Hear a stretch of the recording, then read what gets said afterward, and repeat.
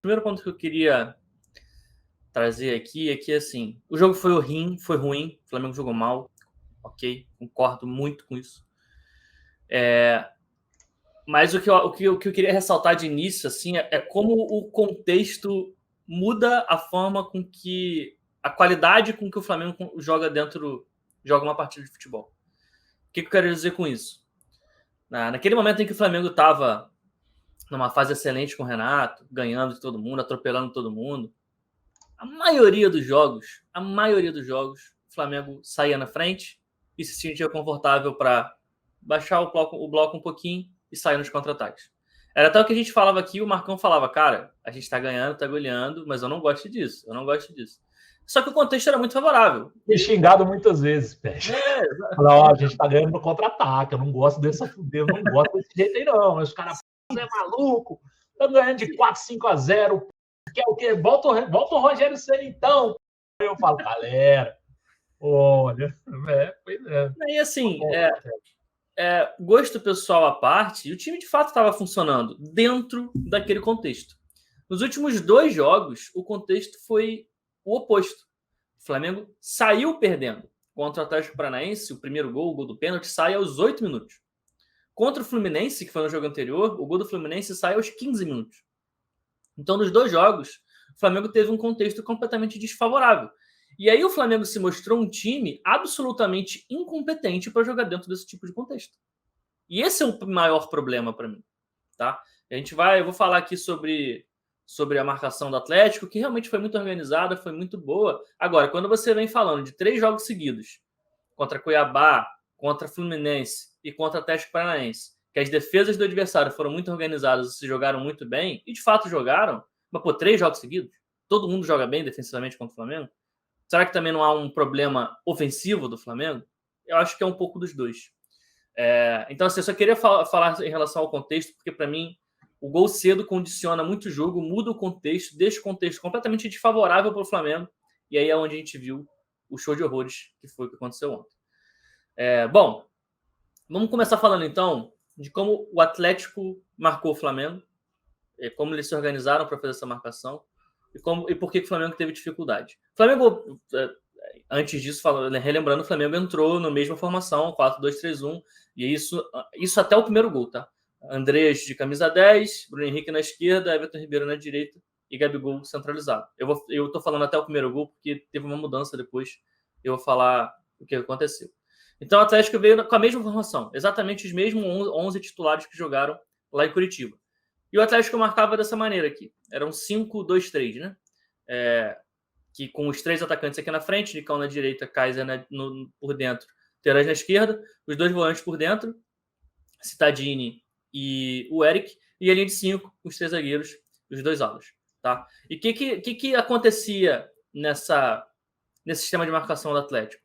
Por dentro, o jogo estava muito difícil. O Flamengo estava com dificuldade de encontrar o passe por dentro. E o Atlético permitia que o Flamengo jogasse pelo lado. Ele chamava o Flamengo a jogar pelo lado, só que quando a bola entrava do lado, o adversário vinha para pressionar. E acontecia assim. Repara como aqui. Tá ao contrário aqui. Repara como aqui o Flamengo vai sair jogando, ó. Repara como esses 3 jogadores aqui no meio, tanto os 3 atacantes como os 2 volantes do Atlético Paranaense, estão fechando todos os espaços por dentro. Ou seja, por dentro o Flamengo não tem espaço para jogar. Ele dá o espaço por fora para o Flamengo, mas não dá o espaço por dentro. Então o Arão vai abrir a bola aqui no Isla. Só que quando a bola entrava no pé do lateral, o ala do Atlético Paranaense ele vinha para subir para pressionar o lateral do Flamengo. Então o Abner estava na linha de 5 aqui, ele vai descolar da linha de 5 para subir, para pressionar o Isla. E aí ele impede que o Isla consiga progredir. Aqui, nesse momento seguinte, já está o Abner segurando o Isla, que está de costas, não conseguindo jogar para frente, e é obrigado a voltar o passe atrás para o Rodrigo Caio. E aí é que entra a organização do Atlético Paranaense.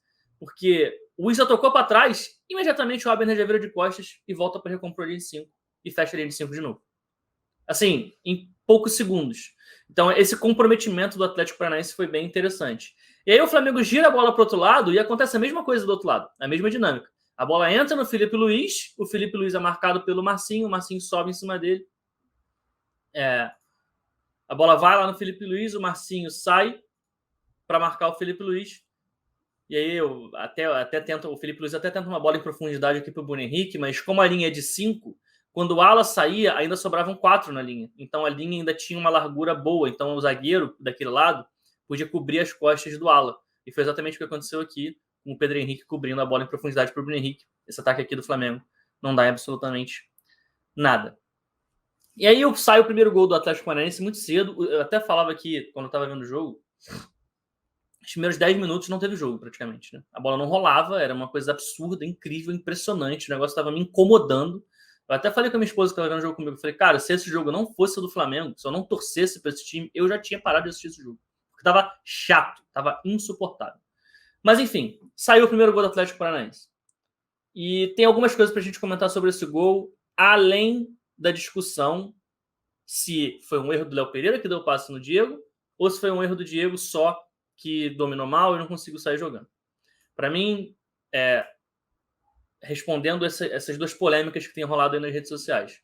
Erro zero do Léo Pereira. O Flamengo tem que sair jogando. Foi uma das poucas janelas que teve para o Flamengo sair jogando por dentro. Eu vou colocar a imagem aqui. Ah, não, essa aqui já é a imagem do... Ah, não, aqui. Aqui. Há uma janela para o Léo Pereira jogar por dentro. O Nicão tá fechando o passe para o Felipe Luiz. A única coisa que ele tem que fazer aqui é ou tocar no Diego, ou voltar a bola lá no Diego Alves, de repente. E mesmo assim, ele vai ter que gerar o tronco todo para poder voltar a bola lá atrás. Então, assim, a principal janela aqui é realmente por dentro. Então, eu achei zero erro, zero equívoco do Léo Pereira dar esse passe no Diego. E aí, é um bom passe, né, Pet? É um bom passe. Assim. O passe entra no Diego, é um bom passe. Não foi um passe ruim.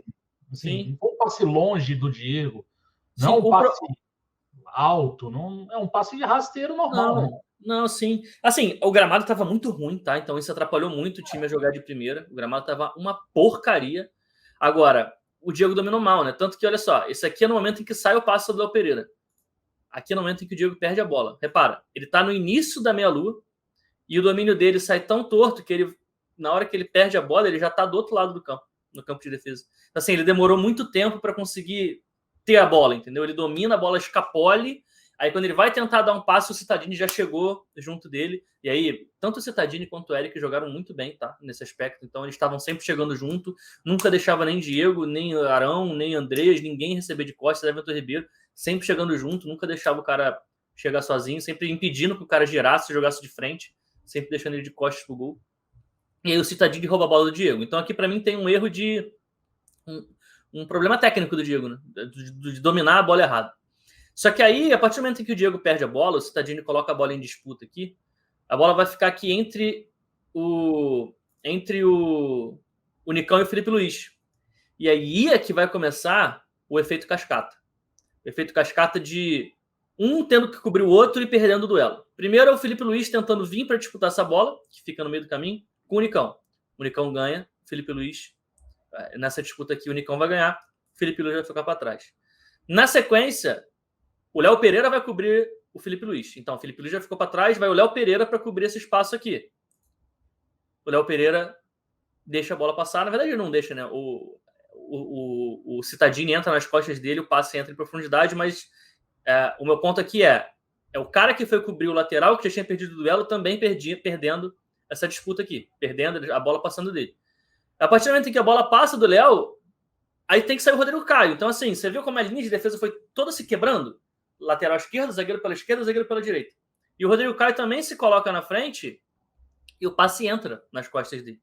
A bola passa debaixo da perna dele aqui e o passe entra para o Renato Kaiser, que vai acabar sofrendo o pênalti do Felipe Luiz. Mas o meu ponto aqui esse efeito cascata fez com que a linha de defesa do Flamengo nessa altura fosse Felipe Luiz e Diego aqui dentro da área. Porque foi se quebrando, foi se desmantelando.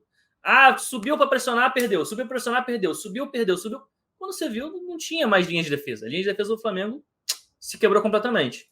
E por que eu tô chamando atenção para isso? Porque isso foi um padrão, cara. Isso aconteceu o tempo inteiro. Todos os contra-ataques do Atlético Paranaense que encaixaram, a linha de defesa do Flamengo estava completamente desmontada, desmantelada. Não tinha a linha... Primeiro que não tinha 4 jogadores, e segundo que nunca era, assim, zagueiro da Rodrigo Caio, Isla, Rodrigo Caio, Léo Pereira e Felipe Luiz. Ou se caiu só um, os outros 3 não estavam certos, um estava invertido com o outro. Entende? Tava tudo muito... Tava se quebrando muito fácil. E aí, a partir do primeiro gol do Atlético Paranaense, da partida desse efeito cascata, do pênalti, e foi pênalti, tá? Nem o Felipe Luiz reclama, foi pênalti. Ele não viu o Renato Kaiser botando o pé na frente dele, não teve o que fazer, ele acabou chutando. O jogo ficou muito à feição do Atlético Paranaense. Só que, a partir desse primeiro gol, o Renato ele faz uma mudança sutil, mas ele muda um pouco a formação tática do time. Ele tira o Andreas de 10, abre o Andreas do lado e coloca o Bruno Henrique para jogar de segundo atacante. Fica esse desenho aqui, mais ou menos. É mais ou menos o 4-4-2 que a gente se acostumou a ver em 2019, a gente se acostumou até a ver com o próprio Rogério Ceni. Só que no lugar do Andreas aqui era o Arrascaeta, jogando como meio aberto pela esquerda. O Bruno Henrique veio jogar dentro aqui, junto do Gabigol, como um segundo atacante. Só que o jogo estava muito favorável para o Atlético Paranaense. O Atlético Paranaense conseguia se defender bem, daquela forma que a gente acabou de explicar, e nos contra-ataques estava fazendo um salseiro do caramba contra a defesa do Flamengo. E teve um padrão. Se a gente olhar a frequência dos corredores que o Atlético Paranaense utilizou para atacar o Flamengo, essa setinha maior aqui, que é a seta de cima, é onde o Atlético Paranaense teve mais frequência. E isso aqui é nas costas do Felipe Luiz. Eles forçaram muito o jogo pelas costas do Felipe Luiz. O tempo inteiro o Atlético buscava o jogo por ali. Vou mostrar eu tinha até a impressão que eles iam utilizar mais o Abner nas costas do Isla. Pois é, isso não aconteceu. Nenhum dos dois jogos, né? Não. Exato, isso não aconteceu. Então vamos ver aqui. Isso aqui é os 14 minutos. É o momento em que o Atlético Paranaense recupera a posse da bola. E repara como o Nicão vai imediatamente acelerar justamente nesse espaço aqui, nas costas do Felipe Luiz. Aqui. Momentos depois... Opa, não, desculpa, esse aqui é outro lance. Esse daqui vem para cá. Momentos depois, o Nicão já tá explodindo nas costas do Felipe Luiz e o Felipe Luiz já tá para trás. E, cara, assim, o Felipe Luiz não é um lateral rápido. Isso não é culpa dele. O time tava... Assim, o treinador do time tem que saber, tem que entender as características dos seus jogadores e montar o time para usufruir dos pontos fortes e minimizar os pontos fracos. E o ponto fraco do Felipe Luiz ontem, que é a velocidade, ficou extremamente exposto. Então o Nicão vai receber esse lançamento aqui nesse contra-ataque. No outro contra-ataque, aqui, esse aqui é o momento em que o Flamengo perde a posse da bola. O Felipe Luiz vem dar o combate aqui, justamente no momento em que onde o Flamengo está perdendo a bola.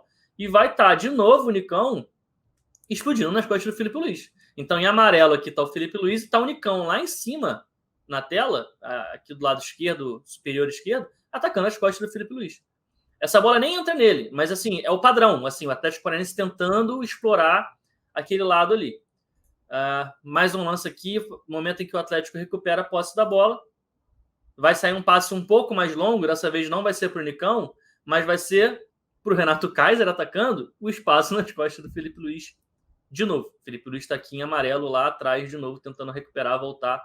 Mas assim, esse tipo de jogo em que o Felipe Luiz tem que voltar, tem que recuperar o tempo inteiro, vai dar ruim, cara. Vai dar ruim. Você precisa proteger isso e usufruir do melhor que você tem com os seus jogadores. Isso não aconteceu ontem.